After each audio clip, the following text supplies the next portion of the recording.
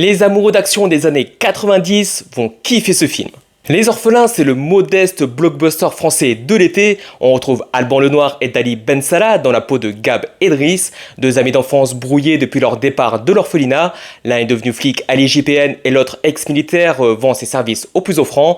Après le décès accidentel de leur premier amour, ils vont devoir secourir sa fille qui se trouve être poursuivie par des hommes de main car elle a voulu venger sa mère en retrouvant le coupable qui se trouve être le fils d'une puissante famille. On reconnaît tout de suite le style, ils ont voulu faire un bon buddy movie à l'ancienne, deux personnages opposés qui sont obligés de faire équipe, du genre L'Arme Fatale, 48 heures ou encore Rush Hour. Et on va dire qu'ils ont plutôt réussi dans l'ensemble, il y a une bonne alchimie entre les personnages, ils se renvoient plutôt bien la balle, il y a de l'humour secondé qui fonctionne globalement. Après on n'est pas dans une écriture à la Shane Black non plus, il y a parfois des temps morts dans les dialogues, il n'y a pas toujours un bon timing non plus dans les vannes, on sent qu'on est moins à l'aise dans ce registre que les Américains.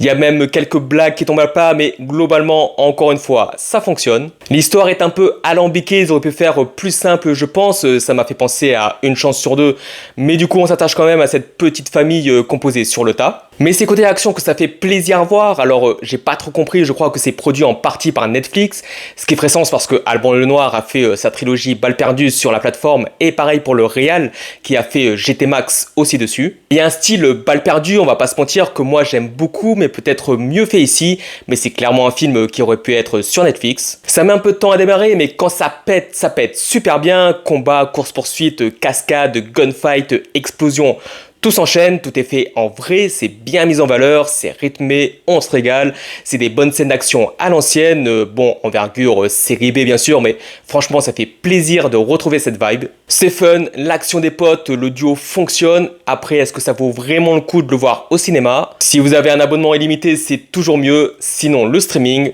c'est très bien aussi.